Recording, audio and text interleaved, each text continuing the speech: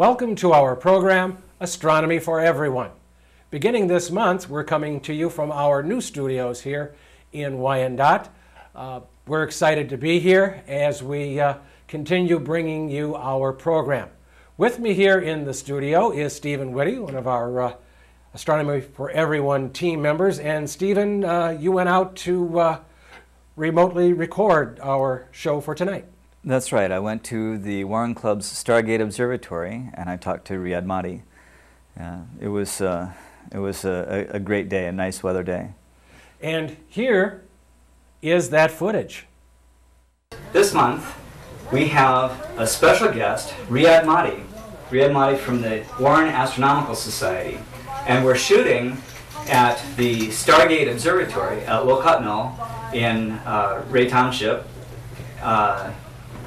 Welcome to the show, Riyad. Thank you. So we have a brand new telescope in our observatory for the Warren Club.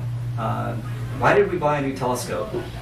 Well, recently, a few years ago, actually, we had been lucky enough to be given a donation by a longtime member who had passed away, and his family donated a little bit of money for the club, and we thought one of the best things we can do with that money is to basically take our older telescope that we've had here for a number of years and kind of replace that with something a little bit better that would work for us and for the scouts that we have here in the observatory from time to time. So this is why we thought maybe this telescope would help, and also at the same time, because of the light pollution, increasing light pollution in the area, we thought this instrument would actually, with the contrast that it has, improved contrast, it should be able to allow us to observe for a number of years to come. Okay, so this is an 8-inch refractor.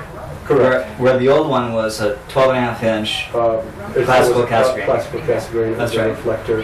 And with the reflector also, you have, because it's open optics, you have to basically maintain it a little bit more than you would with a refractor, because the optics in a reflector are coated have aluminum coating on them, and that tarnishes from time to time and also gets dirty. So we basically have to remove the optics, get it sent out to get everything aluminized, and bring it back, install it, recollimated, which is a lot of work and effort, and we always never get.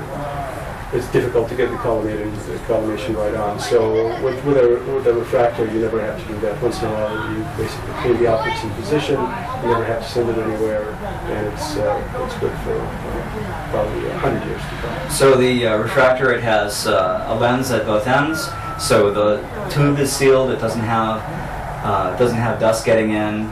The air in there stays in there forever, and essentially, yeah, pretty much. Yeah, right.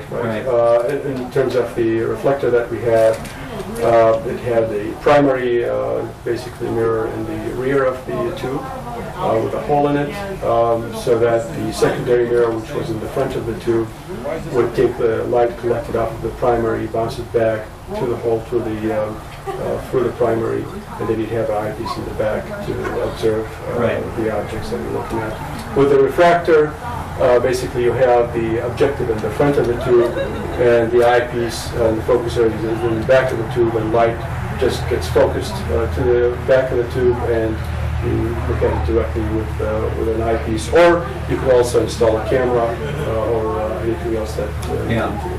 So in some sense they're the same in that the light comes in the big end, goes through the tube, and it eventually comes out the eyepiece on the other end.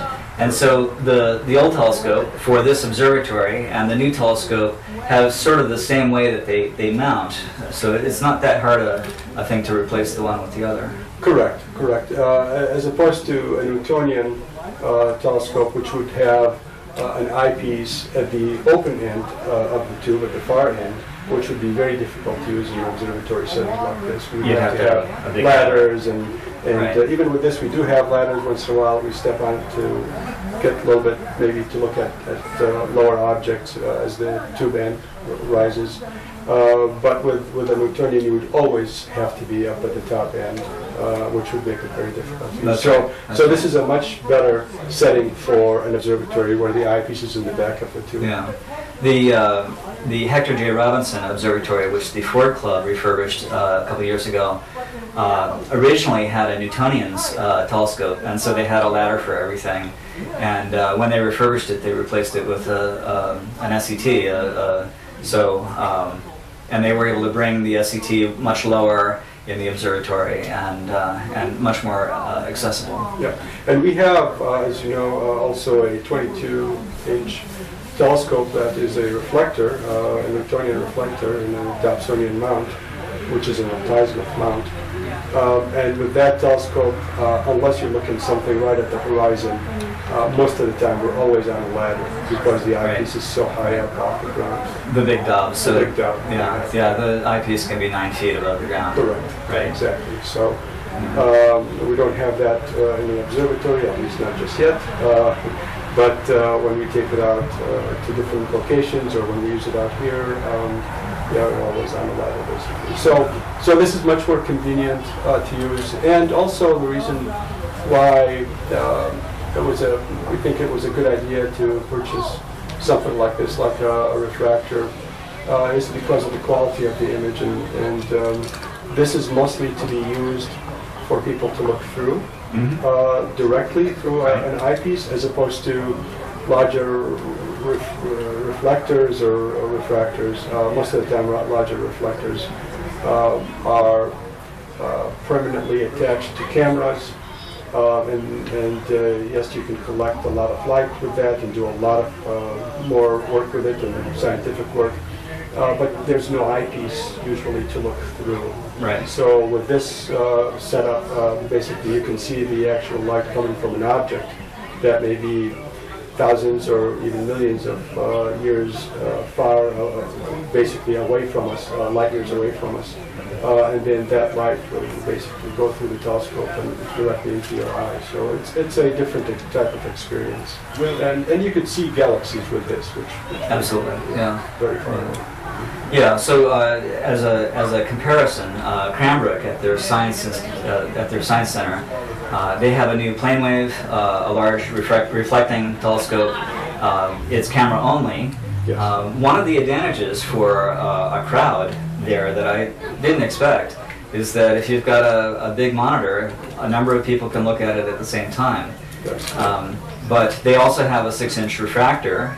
This is an 8-inch refractor, Right. And the 6-inch refractor is for a visual. So I've gotten a chance to use both finally, but that's also brand new, basically. Yeah. Well, with this instrument, we can also use a video camera type of equipment on it that we can attach to a monitor, and we could have the monitor inside or even outside for a group of people to look at all at the same time.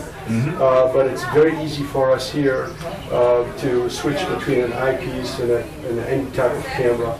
While I think the telescope at Cranbrook, I've been told that it takes them about an hour and a half or so, maybe 2 hours, to switch between camera and eyepiece, because there's a lot of work that has to be done, and they have to reposition the mirrors, which means they also have to recalibrate the instrument. Right. So it's not an easy thing to do, and therefore they just leave it permanently attached to You're the never going camera. to change it. Right. Right. So, and that's why they have the refractor.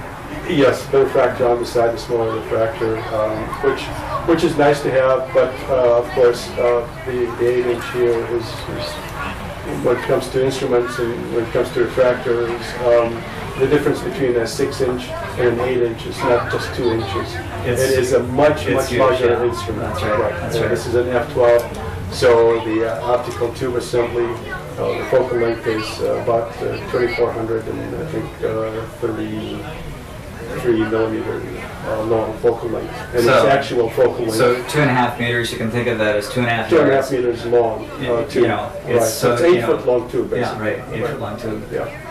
Right, so this is a real sizable instrument. This is also, in many ways, a more expensive instrument than an individual would typically buy.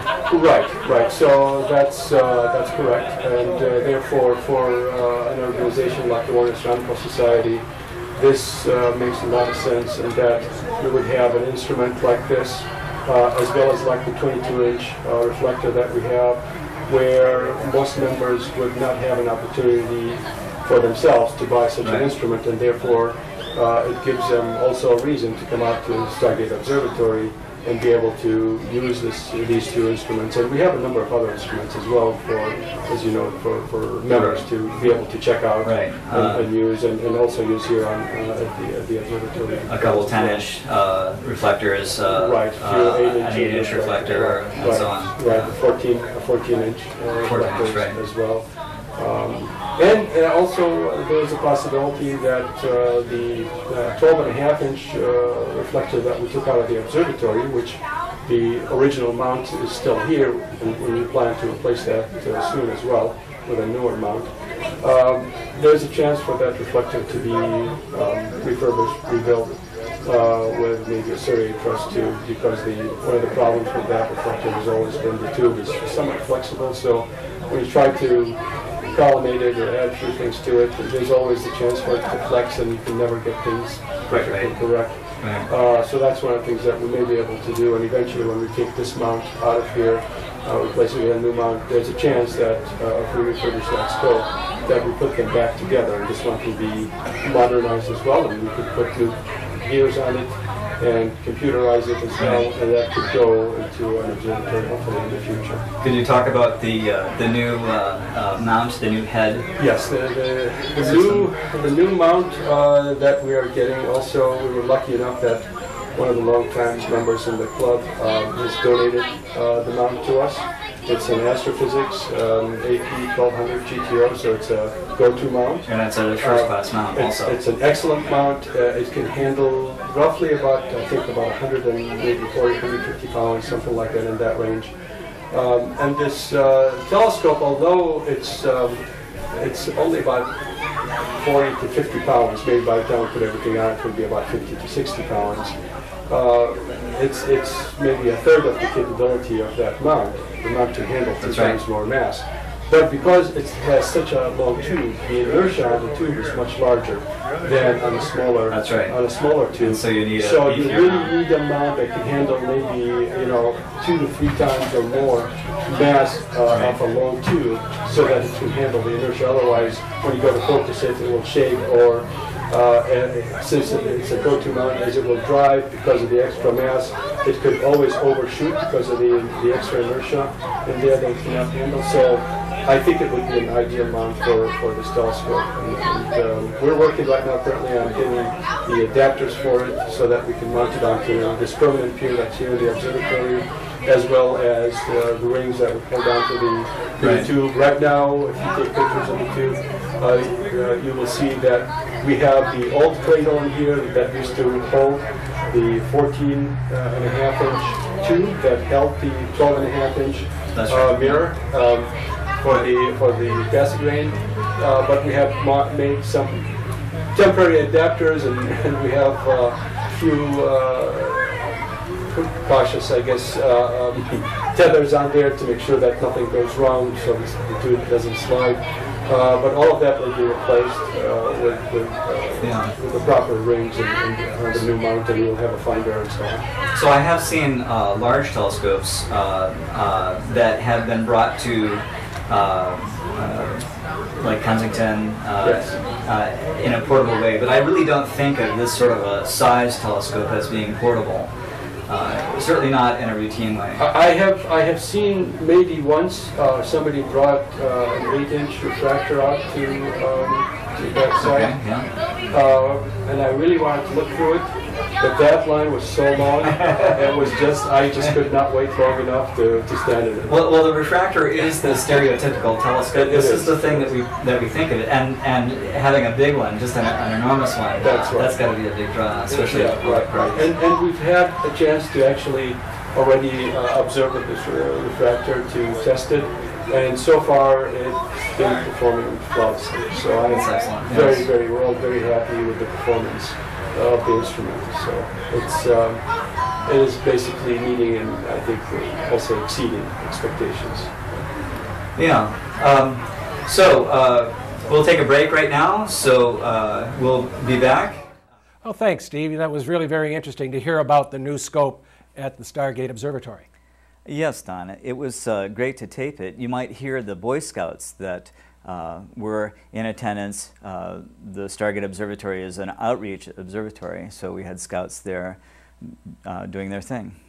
If you have any questions about the Stargate Observatory, you can send us an email. You can see that address down at the bottom of your screen. And right now, we'll head to Term of the Month with Stephen Whitty. The term of the month is aerobraking. Aerobraking is a technique used to slow or change the orbit of a spacecraft around a planet. It's mostly used to, as a spacecraft approaches a planet, to get the spacecraft into orbit around the planet. If you don't do that, you need to burn rocket fuel, which is heavy, and scientists, being who they are, would rather bring instruments into space than fuel. Venus Express is a European Space Agency mission. It arrived at Venus in 2006, and it is currently at the end of its life, and it is now doing an aerobraking study. And this should help future missions, even though this will bring this mission to a close that much sooner. NASA's MESSENGER mission is also lowering its orbit, but since Mercury does not have much of an atmosphere, it has to use rockets. It needs to be lower for more detail at the end of its life. It will crash into Mercury Saturday, March 28th, 2015, according to current schedule. Term of the month is aerobraking. Welcome back. In this part of the show, we're going to be talking about some of the accessories and eyepieces that go with this marvelous instrument. Isn't that right, Steve? That's right, Don. And now, without further ado, let's go to the interview. So, what do we have for eyepieces? For eyepieces, yes. Just to start talking about eyepieces in general, there are right now currently available are 4 different sizes. The older size that most people have forgotten about are the .965 eyepieces. And when we talk about the size of an eyepiece, we're talking about the diameter of the barrel that goes into the focuser. Yeah. Okay. Some very, very cheap eBay telescopes still use .965. Right. And in the past, to be honest with you, actually, some very good optics a long time ago came in .965. That was just the standard size. So even some of the older Unitrons, which were excellent eyepieces, they came in that size. So that's one of the smallest sizes that you can find. The next common size is the 1 1/4 inch eyepiece. So the 1 1/4 inch eyepiece is a little bit larger, and again, we're talking about the diameter of the barrel. And that is one size that you see very often being used, and with amateur size telescopes, a lot of times they will come with a 1 1/4 inch size eyepiece. The next size up from that is the 2 inch size eyepiece, and that is what we have right here in the focuser. If I may check this out, and as you can see here in comparison, it is definitely a larger diameter. This is the 2 inch size eyepiece. It's a much larger piece of glass. It's generally speaking, a larger eyepiece is nicer to have because you have more glass in it. The glass is, first of all, easier to make. So they're more accurate surfaces. You could have pretty good accurate surfaces with smaller eyepieces too, but these are pretty good. Also in terms of the ability of the manufacturer to give you not just better optics, but also wider field of view and a variety of also focal lengths. Yeah. The different focal lengths are needed so that you can change the power of the eyepiece, which is a function of the focal length of the primary and the focal length of the eyepiece itself. So you essentially just divide the focal length of the eyepiece into the focal length of the telescope. And then the resulting answer is the power of the eyepiece. So if this is by power we mean magnification, right? So since this is 2,400 and about 33 millimeter focal length, and this eyepiece, let's say if it was 24 millimeter eyepiece, then the resulting power would be 100 times magnification. Right. As an example. So the things that you see are 100 times bigger than they would be naked eye. Correct. So that's one size, and one of the newer sizes that are just coming out to the market are 3-inch eyepieces. 3-inch eyepieces. There are some 3-inch eyepieces that are already being introduced right now and we talked about. So that's the range of the eyepieces that are available right now. And the other thing that you can use in terms of eyepieces is, as you can see, an eyepiece is only one eyepiece that basically you would have to use through your predominant eye. So let's say if your predominant eye is the right eye, you basically look through your right eye with the eyepiece, and then you can see the images. But for a lot of people, including myself, I'm much more comfortable using both eyes. And one of the maybe kind of interesting devices that we can use is this bino or binocular viewer. So essentially the light comes in through the focuser into this is a 1¼ inch barrel, into the bino viewer. It gets split into two beams, and then essentially you have one beam going through the right eye, one beam going through the left eye eyepieces, and then when you look through it, it's just like looking through a pair of binoculars. And I can tell you that I'm not only much more comfortable looking through two eyepieces, but I definitely am able to see more detail using both eyes, looking at the same object versus a single eye. Yeah. You don't get eye fatigue, and also whatever maybe let's call them errors you have possibly in the retina or in the optical path in one eye, you may be able to correct for it with the other one. Oh, that's right. Yeah. So you end up with getting what looks like higher resolution and more detail. From an eyeball sort of perspective, if you have studies have shown that if you have light going into both eyes, the brain picks up essentially all the light as if it was all coming to one place. So you have to split the light so it becomes dimmer, but then your brain puts it all back together. So there's really no loss there. Yeah, no, and to be honest with you, it also gives an excellent experience, especially looking at planets or maybe even the moon. It looks like almost like you're hovering over the moon when you're looking through one of these binocular sets. So we have touched on this sort of an eyepiece in past episodes. And there are a couple things. One is you need to have two eyepieces that are the same. Correct. So it costs you twice as much. You have to have two eyepieces. Right. And although you can replace both eyepieces with like a higher power or low power, there are also binocular eyepieces that have magnification built in, so you can do some zooming, that sort of thing. Correct. And of course, this is not the answer to everything, like anything else.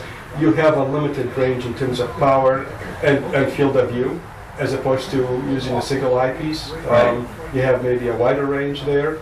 And yes, you do have to then buy two eyepieces that are the same focal length if you want to change power. Normally they come with one set when you buy them. These are 20 millimeter eyepieces, so it's not bad for the telescope. And they also come with a Barlow, 1.9 millimeter Barlow, so that in case the focal length is not long enough to give you focus, then the Barlow will help you to get focus. Of course, it magnifies the image, but that's the result of that. But regardless, I mean that's another option that we use, and although it's not used a lot on very dim objects, like looking at deep sky objects, galaxies and things like that, because they just get a bit too dim and the magnification is too much. However, on the planets, the moon, or if you're looking through a proper solar filter of the sun, these are excellent way to view objects.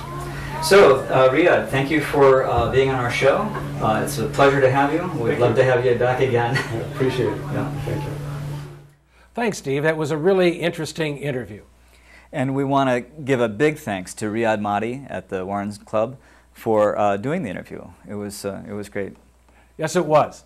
If you have any questions or want more information, actually, you can visit our website, The address is down at the bottom of your screen. And coming up next is What's Up with Steve Whitty.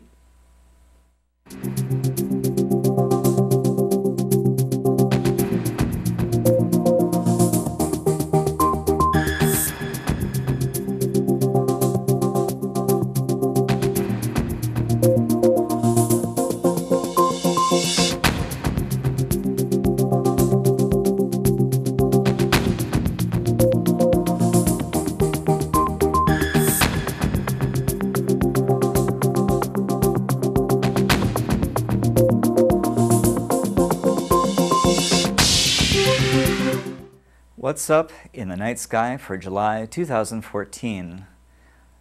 Sunrise is at 6 a.m. and sunset is at 9 p.m. for basically the whole month. The days are getting shorter in the northern hemisphere, but not by that much. The moons have their big phases on basically Saturdays. So on the 5th, you have first quarter, you have the full moon on the 12th, you have the third quarter, which is more of a morning object, on the 18th, and you have the new moon, hardly visible at all, on the 26th. Mars and Saturn set. Mars sets at 1 a.m. and Saturn sets at 2 a.m. They're probably best at about 10 p.m. That's when they'll be sort of highest in the sky, and it's convenient to see them. But you can see also Vesta and Ceres are very close together, really a single dot on this image. On the 5th of July, they are the closest together.